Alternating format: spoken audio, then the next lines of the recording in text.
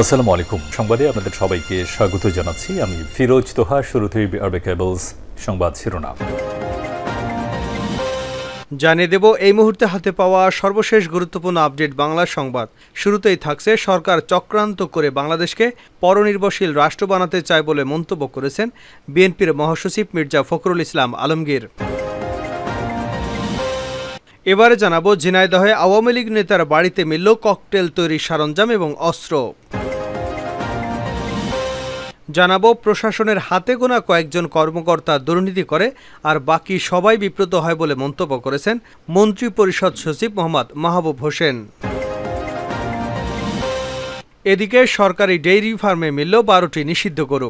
ছাগলকাণ্ডে আলোচিত সাদিক এগ্রোকে অনৈতিক সুবিধা দেওয়ার অভিযোগে এবার সাভারের কেন্দ্রীয় গো প্রজনন এবং দুগ্ধ খামারে অভিযান চালাচ্ছে দুর্নীতি দমন কমিশন।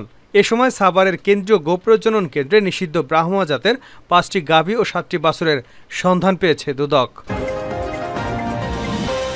এবারে থাকছে, আওয়ামী লীগের সাধারণ সম্পাদক এবং সড়ক পরিবহন ও সেতুমন্ত্রী ওবায়দুল কাদের বলেছেন, বিএনপির চোখে ঘুম নেই, ঘুম হারাম হয়ে গেছে। ফখরুলের চোখের অশান্তির আগুন। লন্ডন থেকে ফরমান আসে ইন অ্যান্ড আউট। এবং সর্বশেষ জানাবো আন্তর্জাতিক সংবাদ। হিজবুল্লাহ ড্রোন হামলায় 18 সেনা আহত।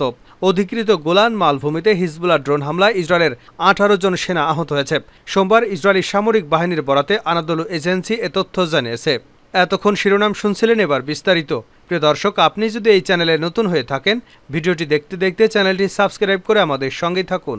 আর এই ভিডিও সম্পর্কে আপনি আপনার মূল্যবান মতামতটি কমেন্ট বক্সে জানিয়ে দিন। আর হ্যাঁ প্রিয় দর্শক, জানিয়ে দিন ভিডিওটি কোথা থেকে দেখছেন। সরকার বাংলাদেশকে পরনির্ভরশীল করতে চায় ফখরুল। সরকার চক্রান্ত করে বাংলাদেশকে পরনির্ভরশীল রাষ্ট্র বানাতে চায় বলে মন্তব্য করেছেন বিএনপির মহাসচিব মির্জা ফখরুল ইসলাম আলমগীর। সোমবার বিএনপির প্রতিষ্ঠাতা জিয়াউর রহমানের সমাধিতে শ্রদ্ধা নিবেদন শেষে সাংবাদিকদের প্রশ্নের জবাবে এমন মন্তব্য করেন তিনি। এদিন জাতীয়তাবাদী আইনজীবী ফোরাম জিয়াউর রহমানের সমাধিতে পুষ্পস্তবক অর্পণ এবং দোয়ার আয়োজন করে। এ সময় জাতীয়তাবাদী আইনজীবী ফোরামের বিভিন্ন পর্যায়ের নেতারা উপস্থিত ছিলেন। মির্জা ফখরুল বলেন, সরকারে যারা আছেন তারা কেউ সত্য কথা বলে না, সবসময় প্রতারণার আশ্রয় নিয়ে মানুষকে বোকা বানানোর চেষ্টা করে।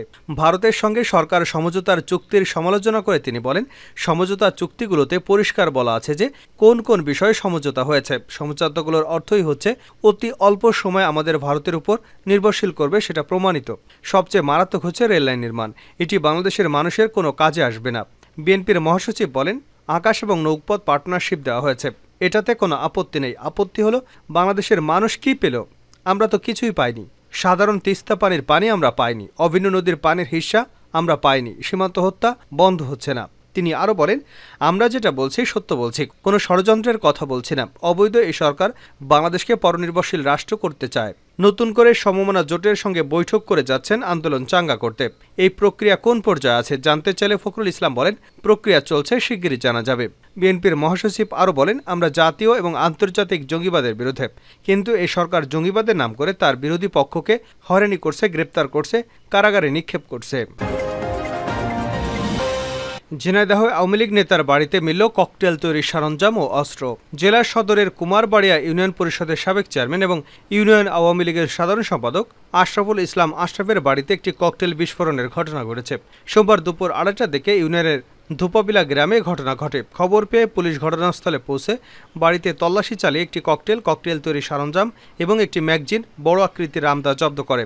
স্থানীয়রা জানান, ধোপাপিলা গ্রামে স্ত্রী রওশনারা খাতুন এবং ছোট শিশু কায়ুমকে নিয়ে বসবাস করতেন সাবেক চেয়ারম্যান আশরাফুল ইসলাম আশরাফ। দুপুরে হঠাৎ করে ঘরের মধ্যে আটকা পড়ে তার শিশুটি। পরে স্থানীয় এক ব্যক্তি ঘরের পেছনের দিকে দরজা খুলে ভেতরে প্রবেশ করেন। তারপর শিশুটিকে নিয়ে বের হওয়ার সময় ককটেল বিস্ফোরণ ঘটে। তবে এ সময় কেউ আহত হয়নি। স্থানীয়দের মাধ্যমে এ ঘটনার খবর পেয়ে ঘটনাস্থলে আসে পুলিশ। পরে ঘরে তল্লাশি চালিয়ে আলমিরা, সানসেট সহ বিভিন্ন স্থান থেকে একটি তাজা ককটেল, কৌটা, পাউডার সহ ককটেল তৈরি সরঞ্জাম, একটি ম্যাগজিন, বড় আকৃতির রামদা জব্দ করা হয়। ঝিনাইদহ সদর থানার ভারপ্রাপ্ত কর্মকর্তা শাহিনুদ্দিন এ তথ্য নিশ্চিত করেছেন। খবর পেয়ে ঘটনাস্থলে পুলিশ পাঠানো হয়েছে। এখানে ককটেল কিভাবে এলো, এর সঙ্গে কারা জড়িত, এ বিষয়ে তদন্ত করা হচ্ছে। বিস্তারিত পরে জানানো হবে। হাতে গোনা কয়েকজন দুর্নীতি করে, বাকি সবাই বিব্রত হয়। প্রশাসনের হাতে গোনা কয়েকজন কর্মকর্তা দুর্নীতি করে আর বাকি সবাই বিব্রত হয় বলে মন্তব্য করেছেন মন্ত্রী পরিষদ সচিব মোহাম্মদ মাহবুব হোসেন। সোমবার সচিবালয়ে মন্ত্রিসভা বৈঠকের ব্রিফিংয়ে সাংবাদিকদের প্রশ্নের জবাবে তিনি এমন মন্তব্য করেছেন।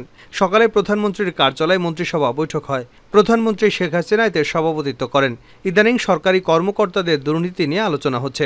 প্রশাসনের সর্বোচ্চ কর্মকর্তা হিসেবে এ বিষয়ে বক্তব্য জানতে চাইলে মন্ত্রিপরিষদ সচিব বলেন, আমি জানি না একটা বিষয় আমার সঙ্গে স্বীকার করবেন কিনা। দুর্নীতি তো সবাই করে না। একটা অফিসে সবাই কি দুর্নীতিবাজ? হাতে গোনা কয়েকজন করে। এই কয়েকজনের জন্য বাকি সবাই বিব্রত হয়। অবস্থা তো তাই দাঁড়িয়েছে, তাই না? তিনি বলেন, সরকারের পক্ষ থেকে অবস্থানটা পরিষ্কার হয়েছে যে দুর্নীতির সঙ্গে যারা জড়িত তাদের বিষয়ে কোনো সহানুভূতি দেখানো হবে না এবং দেখানো হচ্ছে না। এটা আপনারা খেয়াল করেছেন। সেটি আমরা এখন অনুসরণ করছি, সেটি আমরা এখন সিরিয়াসলি ফলো করছি। সরকারি ডেইরি ফার্মে মিলল 12টি নিষিদ্ধ গরু। ছাগলকাণ্ডে আলোচিত সাদিক এগ্রোকে অনৈতিক সুবিধা দেওয়ার অভিযোগে এবার সাভারের কেন্দ্রীয় গোপ্রজনন এবং দুগ্ধ খামারে অভিযান চালাচ্ছে দুর্নীতি দমন কমিশন। এ সময় সাভারের কেন্দ্রীয় গোপ্রজনন কেন্দ্রে নিষিদ্ধ ব্রাহ্মা জাতের 5টি গাভী এবং 7টি বাছুরের সন্ধান পেয়েছে দুদক। সোমবার সকালে ছাগলকাণ্ডে আলোচিত সাদিক এগ্রোকে নিষিদ্ধ গরু সরবরাহের অভিযোগে গোপ্রজনন কেন্দ্রে অভিযান চালায় দুদক। সংস্থাটির সহকারী পরিচালক আবুল কালাম আজাদের নেতৃত্বে 9 সদস্যের একটি প্রতিনিধি দল অভিযান শুরু করে। গেল বছর কোন প্রক্রিয়ায় সরকারের এই প্রতিষ্ঠান থেকে 16টি ব্রাহ্মা জাতের গরু সাদিক এগ্রোকে দেওয়া হয়েছে সে বিষয়ে অন্যান্য বিষয় খোঁজ নিতে অভিযান চালায় দুদক টিম। ব্রাহ্মা জাতের গরু দেশে নিষিদ্ধ থাকলেও 2021 সালে আমেরিকা থেকে 18টি ব্রাহ্মা জাতের গরু জালিয়াতি কাগজ তৈরি করে দেশে আনেন সাদিক এগ্রোর ইমরান। সে সময় কাস্টমস তা জব্দ করে পাঠায় গোপ্রজনন কেন্দ্রে। নিজেদের জালিয়াতির মাধ্যমে আমদানি করা গরু 3 বছর পর আবারও সংশ্লিষ্ট প্রতিষ্ঠানের সাথে কারসাজের মাধ্যমে সেসব গরু ফিরিয়ে নেয় সাদিক। গোপ্রজনন খামারের টেন্ডার জালিয়াতি সহ নানা দুর্নীতির অভিযোগ খতিয়ে দেখতে অভিযান চালাচ্ছে দুদক। ইসরায়েলে হিজবুল্লাহ ড্রোন হামলায় 18 সেনা আহত। লেবাননের সশস্ত্র গোষ্ঠী হিজবুল্লাহ ড্রোন হামলায় ইসরায়েলের 18 জন সেনা আহত হয়েছেন। ইসরায়েলি প্রতিরক্ষা বাহিনী আইডিএফ হামলার সত্যতা নিশ্চিত করেছে বলে জানিয়েছে টাইমস অফ ইসরায়েল। তারা জানিয়েছে রবিবার এ হামলা হয়।